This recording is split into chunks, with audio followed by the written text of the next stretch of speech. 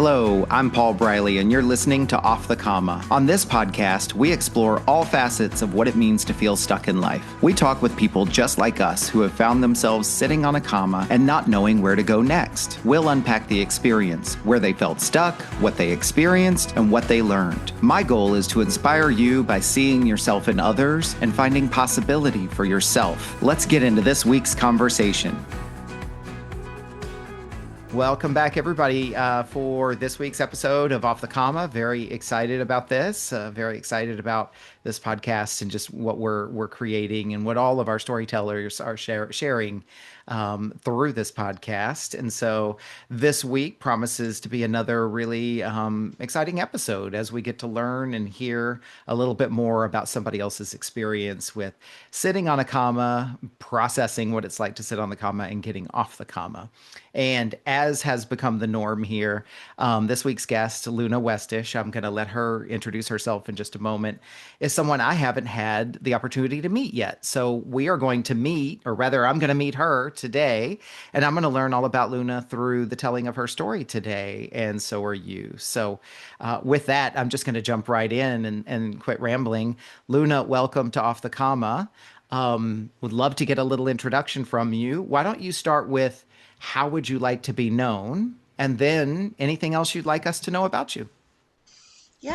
So I'm Luna Westish. I'm an author as well as a business consultant and parent. And the adjectives that I picked when you asked me what three adjectives would you use to describe yourself as a human are curious, contemplative, and adventurous. So I don't know that those are always all true, but they're true right now. I love how you acknowledged, like, sort of, you didn't use the word, but sometimes and sometimes, right? Mhm. They are true as a whole, and you may or may not necessarily use them at all times, right? Good. Well, I'm looking forward to seeing how those traits show up in your story today. What else would you like folks to know about you by way of introduction before we get into your story in a little bit? Yeah, I recently published my first novel called Meet Me at the Ruins, which is, as you might guess, a contemplative, adventurous novel about a college student kind of coming of age in the context of studying abroad in Edinburgh, Scotland, which very loosely reflects some of my experiences that I had while I was studying abroad, and then a lot of fiction thrown in. But it's fun, it's contemplative, it's vulnerable, it's spicy at times, and it really explores the concept of love and belonging with the backdrop of anxiety and neurodivergence back in the 2000s when we weren't actually really having very thorough conversations about those things. So Mm. before we were talking about mental health and neurodivergence, the people were still feeling isolated and different and uncomfortable or awkward. And so what did that feel like? And I do have experience with that. So a lot of it is rooted actually kind of unintentionally in my own experiences as a very anxious college student.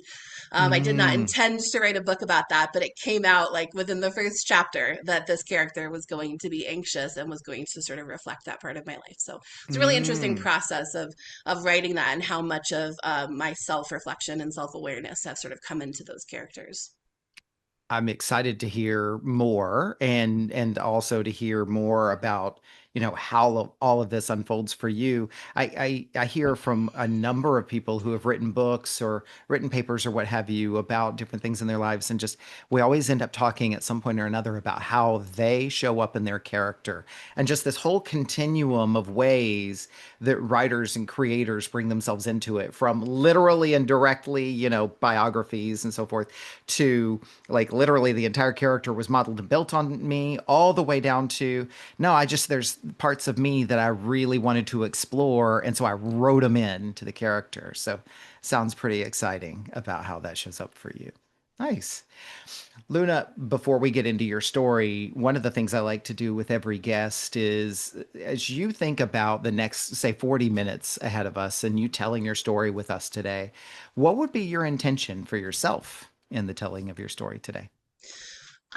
One of the reasons that I like to do podcast interviews is to try to give other people permission to write or Mm, permission to be creative or permission to move forward with something that quote unquote doesn't make sense. Because I think that we have these mores and like social sort of the social contract of like you're only supposed to do the things that are going to make money. You're only supposed to do the things that you're amazing at.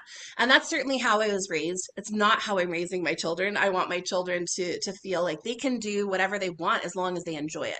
And so for mm, me, I kind of want to like reparent folks a little bit and give them that permission that maybe they didn't have from school or from their parents or from their environment to just like try to just do something that you might not be great at or you might not make money at. But if it's something that's gnawing at you, like you want to write, you want to paint, you want to try, rock climbing, go do it, go try it. You'll never know how it's going to impact you until you actually like sit down and do it. And so mm. my goal here is to just give one person that confidence to just try, not confidence to like be a bestseller or be the best at something, but just to try and just see how it goes for them.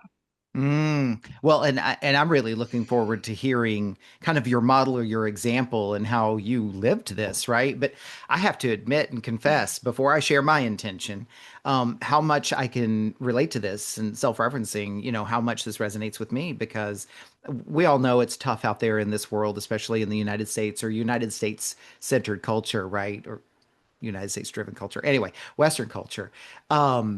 Like you almost many people feel like I don't have the luxury of being able to do something that's not for money because my entire life revolves around trying to make money and pay the damn bills, right? And so that in and of itself can be tough. So I'm hearing a call to action from you, not that this is how you do it, but how can you do it? And I think about this podcast as an example. I'm self employed and I have to do a lot of things in order to pay my bills. And this podcast is something I never saw coming in my life.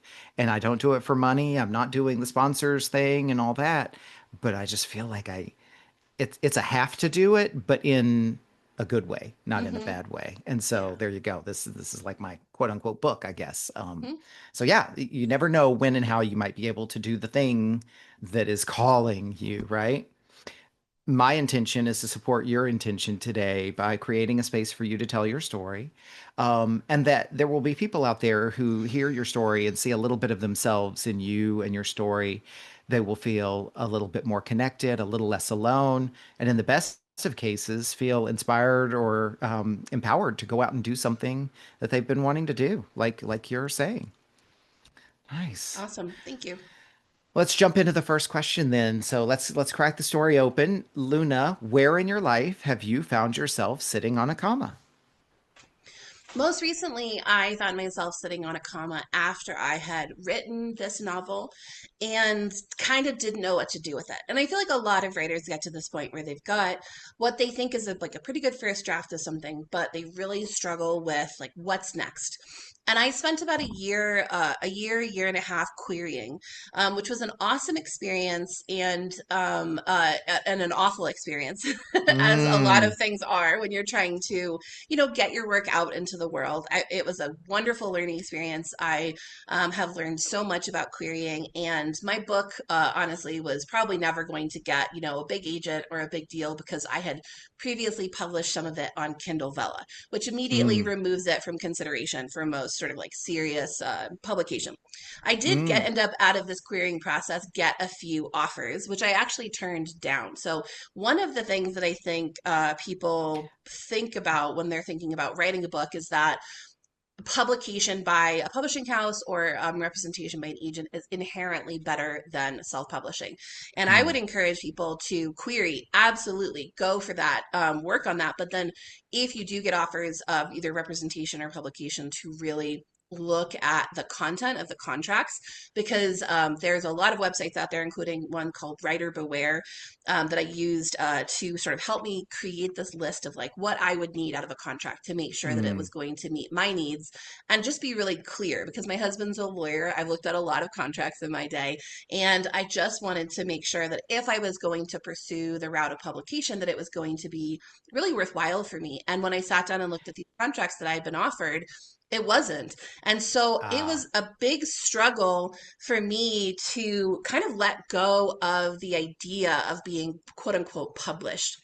Mm. Can I And jump in for just a moment? Absolutely. For the benefit of our listeners, especially those who are not in the literary world, when you say querying, it sounds like a Yes. technical term. So tell us, be specific about what Yeah. querying means. Yeah. So querying can mean like a couple of different things, but essentially it means pitching your book to either an agent or a publishing house. So an agent would take your work and then present it to big publishing houses usually, and then they would take like a cut of the deal, and you would get published, and you Hmm. would get published. You know, they're looking to get you on the New York Times bestseller list and get you on USA Today and Reese's Book Club and things like that. That's kind of Right. one route. Another route is that there are a lot of small publishing houses that work with authors directly. So they go, we really like your work. We're just going to publish it. And maybe they publish like 10 or 20 books per year. So they're much smaller than like Random House, but they still have some marketing push behind them and things like that.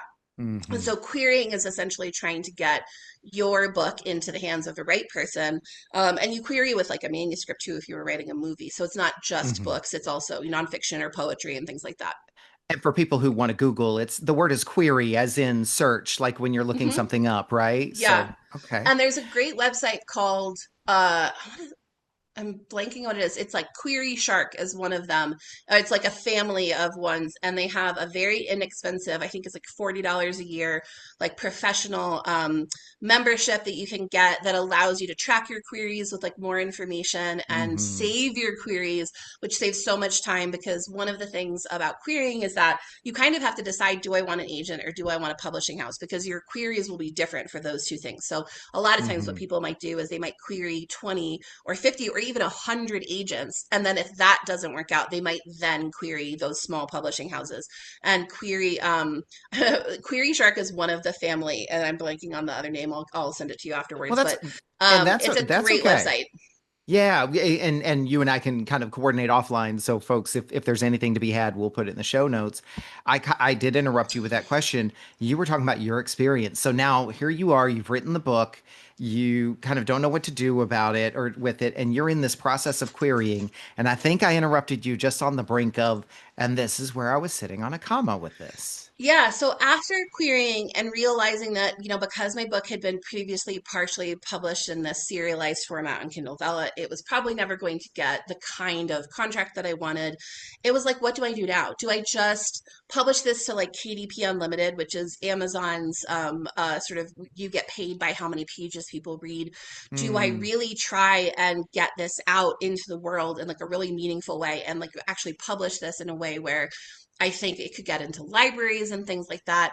Am I trying to make money with this? Like, what is my goal with all of this? And I really sat on this comma for like almost 6 months, maybe an entire Hmm. year, because I knew that whatever choice that I made would require a very, very long to-do list of like 100 things. And I also am at that age, I was like 41, 42 at the time, where suddenly like things were harder for me to get done. Like it took a lot Hmm. longer to get my to-do list done. Like I think a lot of people hit this age, and whether it's like hormonal changes or you're not sleeping as well, where like Fatigue. I was not as productive as I was used to being. And that's actually a really hard sort of self-reflective point of like, who Hmm. am I without that productivity? Who am I without my drive or ambition in the same way that I used to have it? And so this was part of that comma is like, what's my whole goal here? What's my next phase in life? Like, is my next phase in life to try and be some like famous published author, which honestly never really appealed to me. Like, I don't want to go on the Today Show.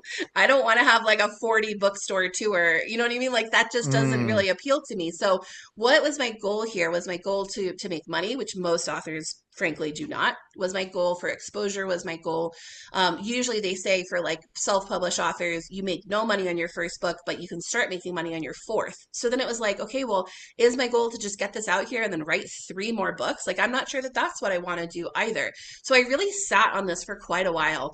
And actually, one of the things that was a big shift for me was I started ADHD medication. And I Hmm. really had to sort of take a look at that, like that productivity element and be like, am I happy with being less productive and like maybe moving a lot slower through these things? Or is this actually something that I'd like to work on? So I chose the work on part. I started taking ADHD medication, which has been really interesting. I used to be incredibly productive in the mornings, and now my productivity time is in the afternoons, which is a really Mm. fascinating shift. I used to be like a zombie in the afternoons, but now like that's my most productive time. And which has been really interesting because like when I was writing this, it was writing always in the mornings. It had to be writing in the mornings. And so that was kind of a shift for me, just like the honesty of being like, the way that I'm working right now is not just suboptimal for like making money or my career, but it's also just suboptimal for like how I like to be in the world. Like I do like to be productive. Mm. That is a part of who I am. And so how can I work on that? Is that medication? Is that changing my food or my sleep habits or, different things? So I started taking ADHD medication and decided that I wanted to see my book in the wild. Like I didn't want to just publish it to KDP and like walk away from it and just say like people will find it or not. Like I wanted to make an attempt at this. And I had the luck or like the experience of I helped my husband publish a book about 3 or 4 years ago, a nonfiction, like really wonky book that I knew the experience was going to be different publishing fiction, but I at least had some experience with like the platforms of self-publishing and formatting and how challenging all of that can be, as well as I'm his social media manager. So I ran all of his social media Mm. for the book launch. And so I, started an Instagram, like a Facebook, a TikTok. I formatted. I just wrote this list of literally maybe 120 things that I had to do before the book was ready, before everything was ready to launch. Because it's not just like, is the book good? It's also the formatting, which honestly is I think one of the hardest things when you go to self-publish is that the formatting for like Draft to Digital or Ingram Spark or even KDP, which is Amazon, um it's not intuitive. Like it takes a Mm. while to figure out how to actually like upload the files and have the files make sense based on your margins but what they interpret the margins as. And it's actually like for me really difficult. Like maybe there are other people out there who are like, oh, that was super easy, but for me it's super challenging to sort of understand. And each website has its own parameters, so you have to kind of do this 3 different times. Mm-hmm. And so you have to format them, you have to get your social media up and running, you have to have a website. I had to build a website, which I've done before, but I didn't want to spend an entire week making a website. So I spent about a day making a website, which honestly still doesn't function perfectly. It just as life goes. Mm. And just slowly sort of chipping away at these 120 things that I had to do with this end date that was about 3 months away for my launch, which is actually not Mm. very long. Like I don't recommend a 3 month launch. Usually people might do like 9 months so that they have tons and tons of time to get what we call ARC readers, the advanced reader copy readers, advanced review copy readers who read it in advance, like let you know if you have any mistakes, but also are like ready on the day of the launch to put a review on Amazon or Goodreads or something like that. Mm-hmm. Because unfortunately, with books today, algorithms have so much to do with being seen and success, whether you're talking about social media or you're talking about sales platforms. And so Mm-hmm. it's a really I feel like I could do an entire podcast on just like the pluses and minuses and realities of like the ARC reader process, which I was Right. completely new to. And Yeah. it's wonderful to sort of have access to it, but also like you're lucky if maybe 10% of the advanced readers actually ever leave a review anywhere, which Mm. is frustrating. To have that sort of like that low of like what I would consider success for that specific piece of the rollout. Yeah. Let me jump in for just a moment. I just want to reflect some of what I've heard you say, and then of course, if I misreflect anything, correct me by all means. So you have written this book. You've done kind of the hard part that a lot of people would believe, which is you've done the writing and the authoring, and now it's what comes next. And what I'm hearing you describe in this comma is like there's all these kind of facets or elements of it. There's the how do I want to publish it? How do I want to what kind of process well, let me say what I was thinking earlier. There's these outcomes. What outcomes do I want? And then what kind of process do I want to follow in order to complete this work? And so I hear like getting clear on the goals. I hear getting clear on like what are kind of the habits and the daily practices. I hear all these like technical and administrative and logistical decisions that have to be made. So I'm making a lot of assumptions about what that was like for you. So if you talk about kind of that experience collectively, what were some of the feelings? What were some of the thoughts that were going through your mind during this kind of comma bubble? I think I feel like I went through like this whole spectrum of feelings. There's a lot of feelings of inadequacy that you have to overcome if you're going to do anything self-employment related, whether it's, self-publishing, or you want to be a photographer, you want to be a painter, whatever it is, there's always, or for me at least, there's always these little bits of like inadequacy or what we might call like imposter syndrome that pop up. And then again, there were lots of feelings of like inadequacy in terms of like my productivity and like how how I was capable or incapable of accomplishing things that maybe in the past would not have Mm, been hard for me, but at this point had become quite difficult for me to achieve. And then there were also, challenges about finances, as you mentioned earlier. Like I knew that I would have to devote 3 months of my life to this, like full time, basically, and not mm, really make a whole lot of money then. And that was actually part of why I sat on this comma for so long, but the universe kind of kicked my butt into gear because I suddenly, I teach business and urban design on an online platform.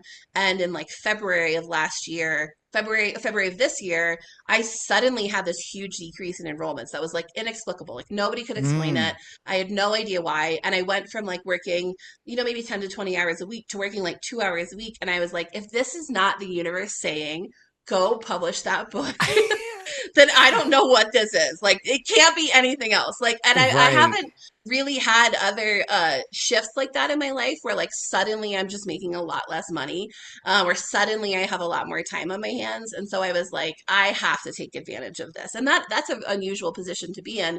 But it was also a position where I could have just been really like, I don't know, mopey about it and like mad about it. And, or I could have worked super, super hard to start making more money again. But instead, Hmm. I took that opportunity of that reduced income and reduced time that I was spending working, and said, like, I can take this as actually an opportunity. And also as a little break, which I think sometimes we need like a break from different Hmm. things that we're doing.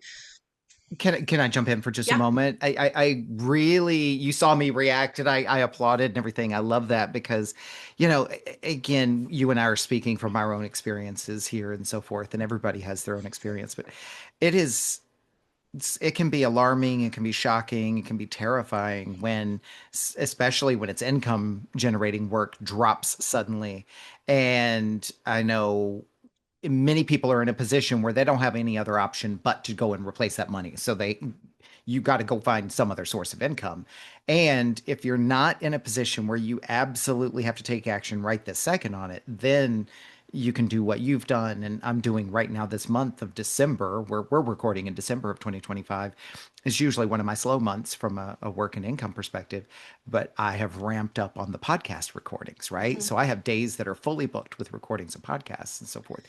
And so it's just interesting how you can see something as an opportunity if you're able to, and be able to capture an opportunity. Because what I believe you're saying and where you might potentially be going is that, yeah, maybe that didn't make me money today, but this could be very, and you may feel like or have an instinct, a knowing that this is important because it may have something to do with my future too, right? So I kind of rambled through that. Is there anything you would say to that, or feel free to continue the Yeah, story? I think one of the things that is that if like somebody who's listening who has like a 40-hour a week job, who's working paycheck to paycheck, and then they suddenly lost their job, that's a little bit of a different situation than folks who have been working self-employed for a long time and more experience with like ebbs and flows in Cycles, yeah. money. So I think that that's a point of privilege. I mean, there's several points of privilege that I was working from there, right? Like Hmm. that we had enough money kind of saved up to, sort of work through this couple of months that I wasn't going to be working as much, but also that I know as a small business owner, because I've been working in small business for like 15 years, that like some months you're making a lot of money and some months Hmm. you're really not making any. And there might even be whole seasons where you're really not making a lot of money, which is kind of a shift in two ways. It's a shift in the way that you see your finances, like that you have to, on those good months, you have to be paying off your bills and saving money up for the months that where you're not, you're not going to get as much money. Hmm. But then also you have to have an adaptability, because if you freak out that first month that you're not making any money, you're never going to make it as a business owner. So you Right. have to have this kind of flexibility and adaptability. And if you don't inherently have it, you have to develop it. And so I do think that having been a small business owner made that transition to suddenly like not working as much and focusing on something that maybe wasn't going to make me a lot of money but was important to me. That shift was a lot easier than if I had lost a 40-hour a week job Hmm. and was financially like kind of on the hook and stressed out about that. I'm not sure that I could have published a book in 3 months under those circumstances. So Yeah. I'm not saying that like if you know lose your job or you quit your job that like this is a great time to take on a huge project that doesn't like necessarily make you money. But at the same time, like having been a self-employed small business owner for a very long time, I kind of already had those tools in my toolbox of like having saved up Yeah. some money and also having that adaptability and seeing the cycles that were happening, because I think that small business owners have to get really good at that, of seeing the seasonal changes to their income, monthly changes to their Hmm. income, even like economic changes to their income, like when the economy changes, what's happening. So that was good training, I think, for me to be Hmm. able to self-publish. I'm not sure I would have been able to take that step had I stayed in a corporate environment, worn out over years of working 40, 50 hours a week, Mm. commuting an hour each way, right? Like it's a very Yeah. hard thing to have creativity and drive in those situations. Yeah. Well, and I think in all fairness too, because I introduced the question and kind of sort of took us off on a different path. What I believe your original message was, or what I'm taking from your original message is, in addition to that, the and is when something like that happens, if there's an opportunity to be seen in it and listening to your instinct and your gut, like you said, like if that wasn't the universe telling me I need to devote the time to completing this project, then here it is. I mean, people who have been laid off, people who have lost their job, and it's like, yeah, you may still have a primary goal and objective to go out and replace that or what have you, but while you're looking, is there something else that perhaps you were meant to be doing? And what I usually say to people is like, it's not for me to say, but what does your gut tell you? Like, what does your deepest knowing tell you? And it sounds like that's kind of what you're sharing with us. Yeah. Correct me if I'm wrong. So, No, that's definitely what I was getting at, and I also think that there's an element of support that's really important here. That if you are not in a supportive environment where people are encouraging you to take mm, those steps and to take those big leaps, it can just be that much harder to overcome that, like those insecurities, that imposter syndrome, those feelings of inadequacy. But I have a very supportive partner, and I have two sort of teen tween kids who were happy to, like leave me alone for 8 hours at a time so that I could like edit mm, my book and things like that. That if you don't have that support at home, then that can be actually even like mm, way more difficult. So I just want to call out that like it's really wonderful to have a supportive environment. If you don't, what you have to have even more of is that instinct, that gut mm, sense of who you are, that drive to figure out what you need, and that can be really hard. And I'm the first to acknowledge that, like if you're in an environment where somebody's saying, oh, don't publish that book, that's a bad idea, or you're not going to make any money, or mm, you're not a good writer, any of these things that sometimes people are told, then you have to just have even that much more drive to get there. And so there are so many different pieces in place in my life that allowed me to get to where I am right now, that had even one or two or three of those been missing, the having saved up money or the shift in my income or the support that I have for my family, I might never have published. So I mm, think part of when we're talking about sitting on a comma is acknowledging these external challenges or external support that we have to get out of it. And so mm, for me, like if I didn't have family support to go and write my book, I probably never would have been written. If I didn't have their support to publish it, it either maybe wouldn't have been published or it would have been published in a much more modest way, like much more sort of mm. smaller. Maybe I just would have done KDP Unlimited, etc.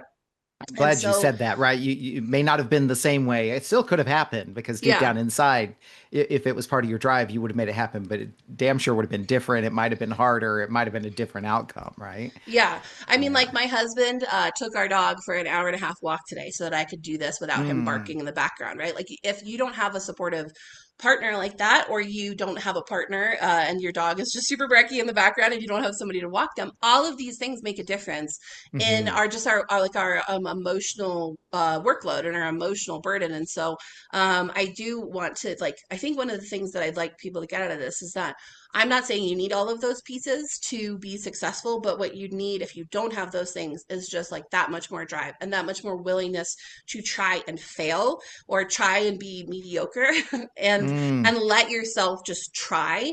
And that can be really hard in the context of, you know, a full-time job and a commute and family and responsibilities and things like that. And that we really do need to find time to carve out for ourselves if it's important for us to write. Like I kind of laugh at when authors are like, "Oh, I set my alarm for 4:30 in the morning and then I write for 3 hours before my kids wake up." I'm like, no, I would never have written a book. Never, I would never have written a book if that was what was required of me. So it's really amazing to me that some people can do that, that they have that drive. But for me, it looked like talking to my family and being like, I have to have like 3 or 4 hours once a week where I am out of the house, where I can go and I can write at a coffee shop because that's the ideal environment for me. But for some people, it looks like literally, you know, typing on their phone on the bus ride home or voice or Hmm. having a voice recorder and doing it in the car on the way home. So if we're not committed to carving out this time for these things that we're passionate about, we're not going to ever see the fruits of them or the outcomes of them. But at the same time, I recognize that there are so many external factors that can impact our capacity to be creative, like a crappy boss or poverty, or if you are a carer for a disabled or an elderly family member, right? Like, so I would encourage people to see if they can carve even the tiniest bit of time, even if it's like 15 minutes a couple times a week, to do whatever it is that they're longing to do, whatever it is that you're is itching to come out of you, whether it's art or exercise or writing or you know, doing a podcast or whatever it is. Just see if you can carve out some time. And it's not for a lot of people going to be able to be 3 or 4 hours a week like it Hmm. was for me. It might be 15 minutes before their family wakes up, or you know, on the ride home, those kinds of things. And we just, it kind of depends on your environment and also your drive. And if your Hmm. environment sucks, your drive has to be a lot stronger. And you Hmm. have to really listen to yourself even more about what it is that you need, because there's so much other noise happening in the background, so many other challenges happening in the Yeah. background. I love that. Luna, let me jump into the second of the five questions and feel free to expand your story as appropriate. But question two is, what did it create for you? What did sitting on this comma create for you? I think for me, sitting in this space of like wanting to do something that I'd never done before and knowing that it might well not be successful by anyone else's terms really caused me to have to do a lot of soul searching about Mm. what success looked like for me and what I wanted out of life. And actually, whether or not success was even the end goal. I know that that sounds weird, but I think something that for me has been kind of a recurring theme in my basically like my whole adult life is that like I don't necessarily want the same thing that other people want. Like I don't Mm. want a brand new car and a big house and you know, like fancy meals. I want to travel and I want a modest house that's like easy to take care of, and I want an older car or no car at all. Like right now I live in a city where I don't have a car and it's amazing and I love it. And I think people sometimes look at my life and they're just like, what is this person doing? It's so it's just such a different thing from like the quote unquote the American dream. And Hmm. so, something I've had to do over and over again as a small business owner, as a self-employed person, is say, like, what does success look like for me? So, is revenue more important than my morals and ethics? Is revenue more important than my family? Is revenue more important than my self-care? And so, a lot of times, I make really, really super frugal choices in life so that I have freedom to make different choices than other people would make in my business career. But sitting on this comma of what do I do with this book now that it's written, now that it's edited, now that it's ready to go out? Um, what do I do with this now, knowing that like the vast majority of authors are not financially successful by Mm. any means? Is this just like a vanity thing where I'm like, I think I'm a really good writer, and therefore I want it out in the Mm, world. And having some really early readers, like we call these beta readers, where they read it like maybe before the final edit, saying like, "No, I really like resonated with this book. I really liked it. I liked the characters, etc." That was really validating. And so that again, I had that sort of in feelings of inadequacy or imposter syndrome, or like questioning my worth in this area. And then so I did to some extent need some external validation of other people reading it and being like, no, this is like legitimately a good book, because I had mm, not written fiction before. Like I've written a lot. I used to write environmental policy reports, and now I write nonfiction about my like ex cult experiences as a child and things like that. But I had never really written fiction. So um, I was in this space of just having to figure out whether some of the possible outcomes that I could think of, if any of them were worth the time that I was going to put into it. And mm, so I kind of did a lot of just like self-reflection of like, what do I want out of this? If I never make money from this, is that okay? If I make a lot of money, is that the goal? Is the goal to have this available wherever books are sold? Is the goal to have it in libraries? And I actually posted about this on my Instagram the other day, like what success looks like for different indie writers. And mm, somebody in the comments said, success for me was being able to hand the kids book that I had written to my grandchild who inspired it. And I thought that was so cool because that version of success for them doesn't mirror anyone else's version of success. And mm, for initially for me, success looked like just finishing the book. And then success looked like publishing it. And then success looked like getting into libraries, which I've done. And now I feel like the next level of success for me is seeing somebody like holding the book like on a plane, when I'm boarding the plane and someone's mm, like reading it, or I can see it on their tablet, they're listening to it, or ebooking it or something. And I think that having those like incremental levels of success and not being like, I need the only the best possible outcome, that's the only outcome that will work for me. I think having like honestly modest stepping stones to get to that maybe ultimate goal of maybe making a lot of money or having, I don't know, like recognition or making the New York Times bestsellers or something like that. mm, For me, having realistic levels of success and like what actually would make me happy versus like what do what do I see as success for other writers? Like, mm, you have to sell 5,000 books in like the first year, or do you have to be on the right. New York Times bestseller list? And so, reassessing, like honestly, constantly reassessing what success looks like for me and what I actually want to get out of this compared to what I think other people want for me, has been a big part of that coming out of the comma and coming into my own and being like, and setting my own terms for the next step. Mm, And so I think that again, I think when I was talking about my intention for this, I mentioned that there's just so many like boxes that we get put in as adults and as people who are like maybe providing for our families or caring for a family member, and that I think to some extent like finding happiness or success or purpose in life is just sitting down and being really honest about your role there and like what other roles you would actually like to have and what other mm, things you would actually like to do or achieve or accomplish, and then like say, is it realistic for me to do that now? Maybe it's not, but is it realistic to move towards that? And then maybe that's a yes. And I think that so that like whole 6 months or more that I was just sort of sitting on this before I decided to publish was really having to constantly reevaluate what I wanted to get out of this and what the purpose was. And then mm, once I started the publication process, it was kind of that same reevaluating, because it was like, I'm a social media marketing teacher, but I didn't suddenly have 1,000 followers, right? And that was kind of frustrating. Like, not that I was expecting to, but you always kind of hope, right? You hope that like you're going to mm, be this overnight success in some way. I have like 237 followers on Instagram, right? mm, And so it was like, okay, so when these things aren't like as successful, what's the next step? And I think that part of being a successful business owner and a successful author is just when things don't go right, you just go, what can I learn from this? And what's the next step?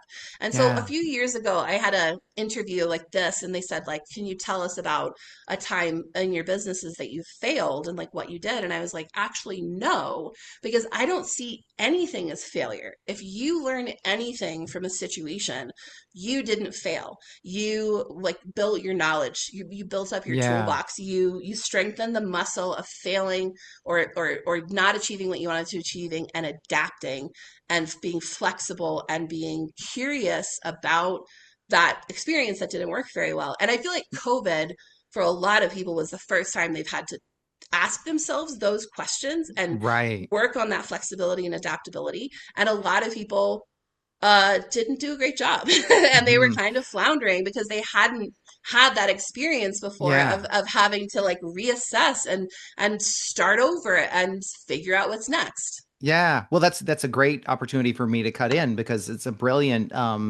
build. The next question actually is question three. As you look back at this comment that you sat on, what did you learn about yourself? Uh, I feel like I learned a lot about myself, but I think what I learned about myself mostly is that I don't actually know everything about myself.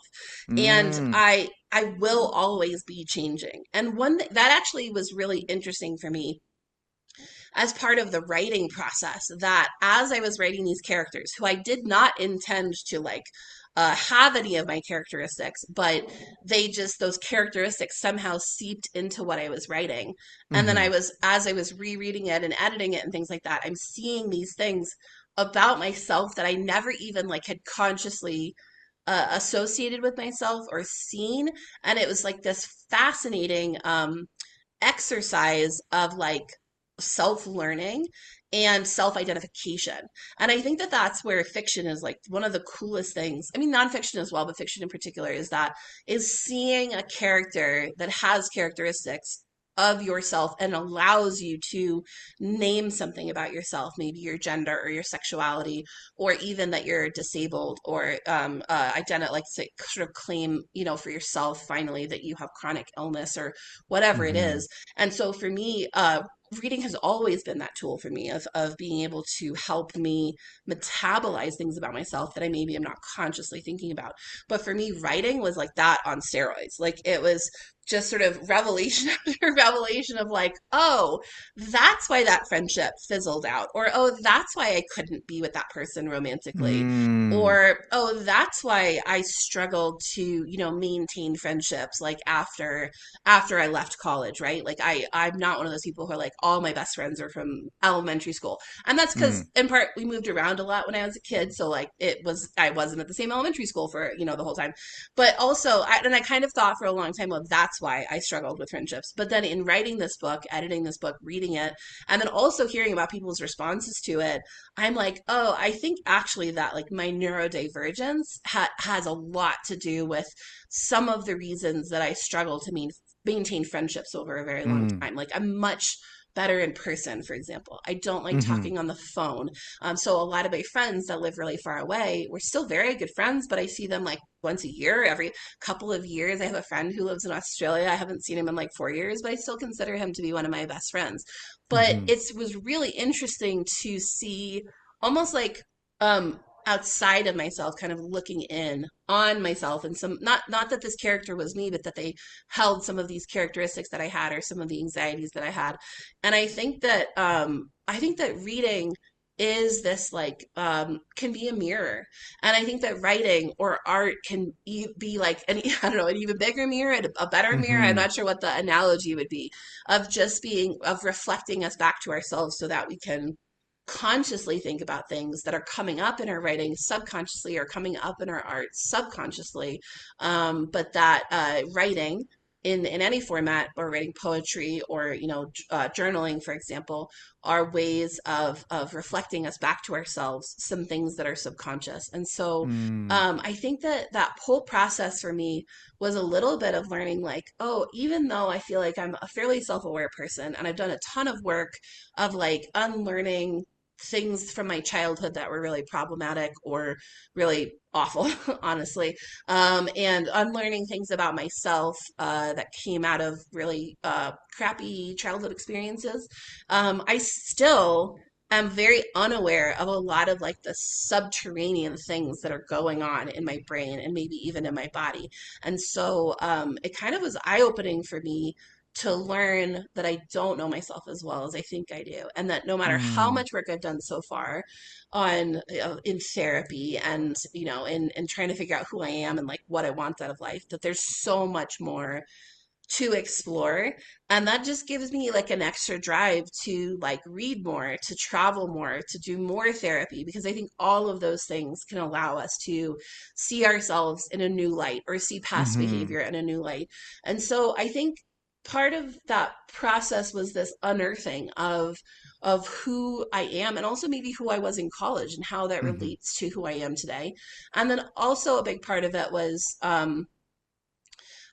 like, am I the kind of person who will actually finish a book, who will actually publish a book, who will follow it through and like maintain the social media, after it's published, and do the podcasts and keep writing and things like that. And I'm happy to say, like on most of those fronts, like the answer is yes. I haven't been writing as much as I had hoped, but because actually I'm busy again with work, so it's hmm it's been again like when you have sometimes you have really good circumstances to do something like write or create or paint. And right now, the circumstances aren't so good for that for me. So it's been a lot Yeah. more challenging. And so I think Yeah. I've had to learn even more about myself, and also my habits, and also my cycles of when I feel productive and when I feel creative, and be really honest with myself about when those time periods are, or like, and is it hmm okay to just take a break and not write for like 2 months? Or is Yeah. it okay to just disappear from social media for a couple of weeks? I mean, all of those, I think the answer, at least for me, is yes. Yeah. So it's been a practice of transparency and honesty that I was not expecting when I hmm started this whole project of writing a book, that I've had to dig a lot deeper than I thought I did would. Well, yeah, and I wanted to acknowledge you for something because earlier you described yourself as curious and contemplative and adventurous. And I'm also sensing kind of this element of being an explorer because so much of what you describe and what you talk about in and amongst these other challenges and things like that is this constant, driven by your curiosity, this constant drive to kind of explore externally through characters, explore internally through contemplation, reflection, and so forth. And so it seems like, and you tell me if I'm wrong, like consciously or unconsciously, there is an enjoyment in the process of continuing to learn and to kind of unpack and explore yourself through these characters. Yeah, that it's interesting. I wouldn't say an enjoyment. I would say a fulfillment. Because Okay. honestly, like when you're exploring your trauma or like crappy things that happened to you when you were a kid, there's not any Mm. enjoyment there. It's Okay. awful. Fair. It's really Yeah. hard. Even just like looking back on my undiagnosed anxiety in college was a lot harder than I thought it was going to be. But I Mm. would say that there's a real like a deep fullness of each time you sort of pull a new piece of yourself out of that sort of like box of like who you're supposed to be. And each time you identify, like, actually, that's part of who I am and who I want to be. And, hmm or, conversely saying, I do not like that and I need to work on that, or I need to work on unlearning homophobic or racist or xenophobic stuff that I was taught as a kid, Mm. that's still coming up for me even after years of self-work and therapy and all sorts of stuff. That stuff still comes up. And so I think that I wouldn't say that I enjoy the process so much of, I see who I am on the other side of it, and I like that person better. And I enjoy that person better. And I enjoy myself more. The Mm. more honest I have been about who I am, and also my shortcomings and what I need to work on, I feel like I'm a much better, more whole person. Even though I still hmm am missing a lot of pieces, I feel a lot more like myself than I did 5 or 10 years ago. And I think that Okay. that there's an element of curiosity that you have to have if you want to be an artist, if you want to be a writer, if you want to be a small business owner, if you want to do something different than what's expected of you. I think if Hmm. you lack that curiosity, then you'll also lack the risk taking. And you have to be risk taking to some extent to be Mm. any of the things that I just mentioned, especially to be a writer. There's a Yeah. lot of emotional risk of having people read it and not like it, of getting bad reviews, of getting rejected. Like when you're querying, if you Hmm. can't manage, if you can't tolerate that risk, it's not going to be, writing is not for you. Hmm. And but Hmm. I do think that there's that curiosity as at the base of risk. And I moved abroad with my family 4 years ago, and if we hadn't had a curiosity about how our lives could be different from what it was now and the ways that we didn't like about our lives at that time. If we hadn't had a curiosity about how to make it better, we would have never moved abroad. Moving abroad was a big risk.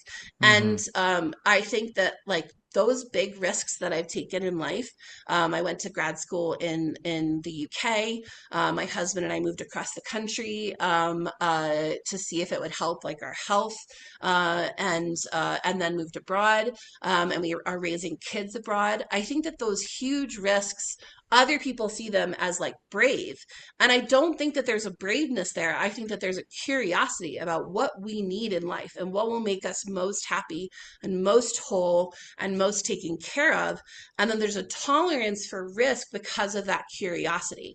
And Hmm. so I think that if you are not a curious person, you can develop that. I think any of these things are like a muscle. I think braveness is a muscle that we have to build. I think Hmm. spontaneity is a muscle that we need to build. Creativity is a muscle that we need to build. And so I'm not saying if you're naturally not a very curious person that you can't be a writer. What I'm saying is we need to build that strength, that capacity. We need to put things in our toolbox to get there, and that might look like writing for 5 minutes a day, before you go to bed, or Hmm. it might look like going to an open mic night and reading a poem. That we do need to build these elements, these building blocks of risk tolerance and curiosity and that contemplation and honesty as well. Because if you're not honest with yourself, it's really hard to be a writer Hmm. or be a creative person or be a small business owner. All of these things, even in Yeah. in work, and when I look back, when I did work in like nonprofits and corporate spaces, I lacked an honesty about what I was getting out of it and what I needed from it. That made my life really hard, and I was like not getting what I needed out of life because I didn't have Hmm. an honesty about what I wanted and what I needed. And it wasn't money. It wasn't like I need to make the most money. It was like I need to be doing something that's fulfilling, but also that I can leave at the office at the end of the day, because I was Yeah. taking my work home with me emotionally. And that did not work for me. I'm not the kind of Hmm. person that can do that and Yeah. not suffer the consequences. So I think that um, my encouragement would be that if you see something in the future that you want, no matter what it is, if you're longing for it or if you have this gut instinct that it's for you, you can't just like, there's the saying, oh, what's for you won't pass you. I actually kind of don't Mm. agree with that. I think if it's for you, you have to put yourself in its path. And Mm. so we can do that through honesty and transparency and self-awareness and curiosity and taking risks. And if you've never done those things before, that in and of itself can be really, really daunting. And so we do have to build those skills of curiosity, Mm. honesty, and things like that. Question for Luna is what has changed for you as a result of sitting on this comma? I feel like you've already started to share some of that, but what else would you add to that question briefly? I think one thing that's changed for me in a really positive way is that I know that for my second book, um, uh, if I query that, I'll know kind of what I'm looking for more, and I'll know what I want out of Mm. that. And I also know I will know better who to query. So for me, that's been a wonderful learning experience, even though it was really hard and there's a lot of rejection involved in querying. I actually don't really see any of it as rejection. It's just like of not being a fit with that person, and Mm. that for my next book, it could be a fit for the right person or the right publishing house. And that I need to work on, my blurb and like my pitch and things like that. These are again skills that I need to develop, further develop. But I'm really like looking at that positively, that like I will just be that much better equipped to query with my next book. But also that like I know now how to publish a book if that doesn't happen and if I don't find the right publishing partner, that I've gone through this process before, I can definitely streamline it a little bit, say like what worked and what didn't. And so I feel like I've learned a lot just from, having published helping publish my husband's nonfiction book, and then published a novel. Now I feel like with if and when I publish my next book, I do feel like a lot more equipped and also just more aware of what I don't know, which I also feel like is a huge process of being honest with yourself and moving forward in life is like, what do I not know? What do I need to work on? Mm. What do I need to develop in order to get to where I want to go? And so I feel like I'm a lot more confident in my understanding of like the publishing process and the marketing process. Not to say that I've like done it successfully and that I can know what I'm doing. It's kind of the opposite. Like at this point, like I know most things don't work because it's incredibly hard to market a self-published book. But I also know that Hmm. other people have had very similar experiences. And then, the more you learn, the more you say, okay, well, this didn't work. So here's my new strategy, or here's what I'm going to try next time. So I think that having like a positive attitude about the things that don't work has gotten me through a lot of this, where I feel like a lot of people would be very, very frustrated or kind of give up or say, like, I'm never publishing a book again because I didn't make money on this one. Well, I knew going into this Mm. that I probably wasn't going to make a lot of money. So, right there, I feel like I had a much more positive expectation, or like a more realistic expectation Mm. of Hmm. this. And also, like, one of my big goals was to get the book into libraries, which you don't really make a lot of money on, but I'm a huge library fan. So like, I want people reading this on a plane that they checked it out from Hmm. Libby or like Hoopla, right? So like, even though I think I make 52 cents when you do that, I still would like you to do that rather than buy the book if you don't have the means to buy the book, or you don't want to buy the Hmm. book, or you don't have space for a bookshelf, or you're traveling, or whatever it is. Like, that was really important to me. So being realistic about like what I wanted to get out of this, and then just like making sure that I'm not disappointed, by these things that even though I've set up, okay, well, success looks like being in libraries, or success looks like being available wherever books are sold, making sure that when I'm then 3 months down the line, not making a ton of money, being like, that's okay. You knew that that was going to happen. And like, let yourself be a little disappointed for a little bit, but Hmm. then move on. What's the next step? And sometimes that moving on includes just a time of rest, right? Or a time of like, I'm just going to step back and I'm not going to promote the book for a couple weeks. I'm going to take like a little break, or I'm going to go on vacation, or I'm just going to give my brain some time off. And then Hmm. just figuring out what your next step is. And so I think that whole process has solidified for me that like I can do anything I want to do as long as I'm willing to learn, and I'm willing to take risks, and I'm willing to be wrong, and I'm willing to like keep learning through the process and not just assume that I've like figured it out, that I've like made it, right? Hmm. And but also I think that it has reinforced for me like that even though I feel like I can do anything that I want, I know how hard these things are. So like it also offers a perspective on like, do I actually want to do that? So somebody Hmm. said to me a long time ago, like, if you are jealous of somebody, you need to think about all the steps that they took to get the thing that you wanted and assess whether you're willing to take all those steps to get that thing that you wanted. And I Hmm. love that perspective because at the time, the person I was like maybe feeling some feelings of jealousy of had like, I don't know, 20,000 followers on social media, and they were making, $500 per social media course that they were selling, something like that. And I was like, okay, but what are the steps that she took to get there? They're not taking vacations. She's working more than full time. She is paying website designers and an accountant, and she has social media help and all these different things. And it's like, are those the things that I want to do? And the answer to every single one of them was no, I don't want to do any of those things. Hmm. This is not actually what I want if you actually think about those steps. So I think that that's really useful. So if you think about like an author that you really love and that you think of as being really successful, and then you have that sense of jealousy, like what are the steps that they took to get there? Well, that person probably queried 100 or 150 agents, and they probably got denied, 145 times. Maybe they got a couple of positive responses.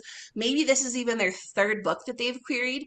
They've probably had to get up at 4:30 in the morning to write or to make Hmm. their publishing plan or query. So are you willing to do all of those things that it took to get them to do it? And are you willing sometimes to be a little uncomfortable in your life or be more frugal than you've had to be in the past to get there? And I think for a lot of people, they might realize, like, oh, no, actually, that's not something I'm willing to put the work into. So I feel Yeah. like knowing how much work it has been to write and then specifically to publish a book, because actually I think the publishing has been far more challenging than the writing part of it, at least for me. Thinking ahead, like, do I want to try and query a second book? I can be more honest about it Hmm. and sort of be like, do I want that sort of popular book that like goes viral or is on the New York bestseller list, and like what would that entail and what would I have to do to get there? It allows me to be a little bit more honest about that. So I Yeah. think about those Okay. steps a lot of that assessment. Yeah. Well, and clearly you have gained so much from this process, and your experience has been so robust in this process. Last of the five questions, Luna, and in kind of just a few words, this is always fun to see what people come up with. The question is, what does getting off the comma look like for you? I would actually say sort of a little bit of a challenge to that, that sometimes on the comma is exactly where we need to be. And that being on the comma allows us to assess where we are and what we need. And that can actually be an incredibly positive place and a place of growth and learning. And that Hmm. we only come off that comma once we've determined that we know what we need and how to Mm, move forward. And so I think that I don't think it's bad to be in that liminal mm, space where we're not sure what we want out of life and we're not sure what to pursue. And if we want to move abroad, or if we want to move in with a boyfriend, or if we want to change careers, or if we want to start painting or whatever it is, I think that that can actually be a really healing space and a really great space for growth as long as we let it, as long as we hmm. don't see it as a negative, as long as we see it as an opportunity to learn about ourselves and our processes and our cycles and our creativity and things like that. And so I would say the goal is not to get off the comma as soon as possible. The goal is to get out of it with intention. And if we Yeah. do that, then we have succeeded. We have we have taken that next step. We have given ourselves a platform to do that next right thing for us. And I think that Yeah. that's really special. I love that. And that's one of the things that's really cool about this podcast and all of the different guests that we have on here and all of the different approaches and ways that people interpret the metaphor and the way to experience the comma. And I agree with that as well, right? That sometimes getting off the comma is appreciating what you can learn while on the comma. So I really appreciate you sharing that. Luna, I know so much more you could tell us because you are a storyteller at heart, and yet all podcasts have to come to an end. As we start to wrap up, for people who do want to hear more and learn more, maybe certainly explore your books or check up on see what you're involved in and what you're doing. I'll put all your links in the show notes. Where can people find you out there on the socials? I am Luna Westish on Instagram, Facebook, Blue Sky, and TikTok. I post different amounts on those different ones. Instagram, I'm sort of the Hmm. most active. And then I also have a website where I post little blog, little thoughts about writing if you're interested in that. It's just Luna Westish. If you Google Luna Westish, it'll come up. Nice. And I also have a newsletter. If you want to subscribe to that, you can find that on my website as well. Cool. And yeah, pretty much everywhere you can find me. And then the book Meet Me at the Ruins is available literally everywhere books are sold. You can walk into your local independent bookstore and order it through them. It's also available widely on Hoopla, and then you can request it through Libby from your library if they don't have it yet. Nice. And eventually at some point in 2026 the audiobook will come out, so that's been a little bit of also a whole other podcast of a learning curve about Right. audiobooks. Nice. But I am Okay. hoping that that will be ready sometime in early 2026. Nice. Awesome. Luna, the last thing we do before we close out is a section I call acknowledgments because obviously you being here, this podcast is all about lifting up voices, honoring people's stories. And so I feel like your story wouldn't be complete if we didn't give you an opportunity to acknowledge others. And what we do here is it's your opportunity to boost, give a voice to, lift up others. That could be creators, organizations, causes, or just people in your life who are important to you. Who would you like to acknowledge today? And I'll be sure to put their information in the show notes as well. Yeah, I would like to shout out today the idea of mutual aid. I have had to unlearn the idea that charity or nonprofits are the best place to put our money. There's a lot of studies that show that mutual aid, when people are actually in distress or financial need, mutual aid is the best thing that we can do to support them. And that literally, even when we're looking at homelessness, that sometimes just literally giving people $700. This was a study in Canada. Literally giving people $700 was more likely to get somebody out of homelessness than any of the other interventions like wraparound, social services and things like that. So I'm a huge fan of mutual aid. I think there's a lot of evidence that mutual aid is much more beneficial for communities than giving to nonprofits with Mm. their, CEO salaries and overhead and things like that. So I would like to specifically call out the Tacoma Mutual Aid Collective. They do really wonderful work getting things out to the community when they need it, helping with rent support, grocery support, things like that. But if you are not in the Pacific Northwest, all you need to do is Google, mutual aid Chicago or mutual aid Houston, and you will Hmm. probably be able to find some groups that are providing these mutual aid services of getting people what they actually need when they need it, rather than making them jump through, hundreds of hoops to get, a little bit of money like the federal government does. So I'm a big mutual aid person. Feel free to hit me up on socials if you want to talk about mutual aid, or if you have questions about that, or if you want to learn about those studies that I mentioned. I'm happy to share that information. But Tacoma Mutual Aid Collective is one awesome org. If you are in Minnesota, there's one called Small Sums. That's also a mutual aid organization. But like I said, there are going to be mutual aid groups in basically every Okay. every city. Nice. Nice. And thank you for sharing that. We'll certainly reference that in the show notes. Again, Luna, your story has been awesome today. I've certainly taken a number of things from it as well. And we appreciate all the time you spent with us. And I will look forward to following your journey in the future. So have a wonderful weekend ahead. Thanks so much. Thanks for having me. What an honor it is for me to hear and share these powerful stories. I hope you feel the same way. Think about what you learned from this conversation. I encourage you to write it down in some form of journaling or reflection because surprises can reveal themselves to you when you write your thoughts down. If you were moved by today's conversation, pass it along to someone you care about. And if you do discover something you'd like to unpack further, book a call with me and let's talk about it. My links are in the show notes. Be sure to like this episode and follow the podcast here on this platform and all social media at Off the Comma. Feel free to interact and comment. Thank you for listening to this episode of Off the Comma. As always, keep noticing and keep listening.